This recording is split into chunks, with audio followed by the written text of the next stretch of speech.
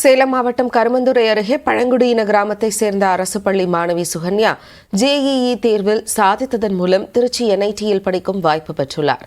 பெற்றோர் மற்றும் ஆசிரியரின் ஊக்கமே தனது வெற்றிக்கு காரணம் என மாணவி பெருமிதத்துடன் தெரிவித்துள்ளார்.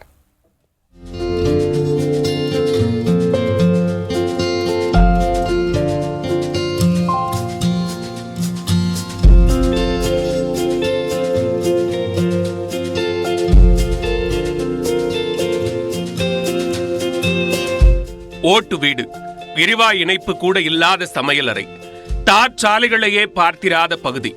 இந்த இடத்திலிருந்துதான் திருச்சி NIT கல்லூரியில் சேரப்போகிறார் மாணவி சுகன்யா. JEE தேர்வில் சாதித்ததன் மூலம் தமிழ்நாட்டின் சிறந்த தொழில்நுட்ப கல்லூரிகளில் ஒன்றான திருச்சி NITயில் புரொடக்ஷன் என்ஜினியரிங் பிரிவில் கல்வி பயிலும் வாய்ப்பு சுகன்யாவிற்கு கிடைத்துள்ளது.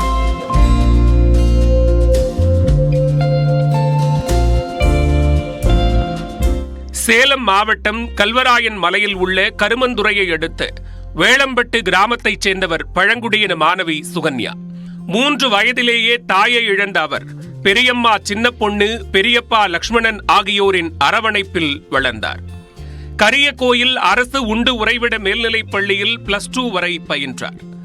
ஆசிரியர்களின் வழிகாட்டுதல் மற்றும் தொடர் பயிற்சியால் JEE தேர்வை நம்பிக்கையுடன் எழுதிய சுகன்யா பிற மாணவர்களைப் போலவே எவ்வளவு மதிப்பெண்கள் கிடைக்கும் என்ற பதற்றத்துடன் ரிசல்ட் நாளன்று காத்திருந்ததாக கூறுகிறார். ஸ்கூல் மூலிமா அப்ளை பண்ணி இந்த எக்ஸாம் எழுத கோச்சிங் 1 மந்த் போனேன். அங்கே கோச்சிங் போய் நல்லா சொல்லிக் கொடுத்தாங்க. டீச்சருங்க எல்லாருமே சொல்லிக் கொடுத்தாங்க. அவங்க மூலிமா எக்ஸாம் எழுதி பாஸ் பண்ணிட்டு ரிசல்ட் வந்துச்சு.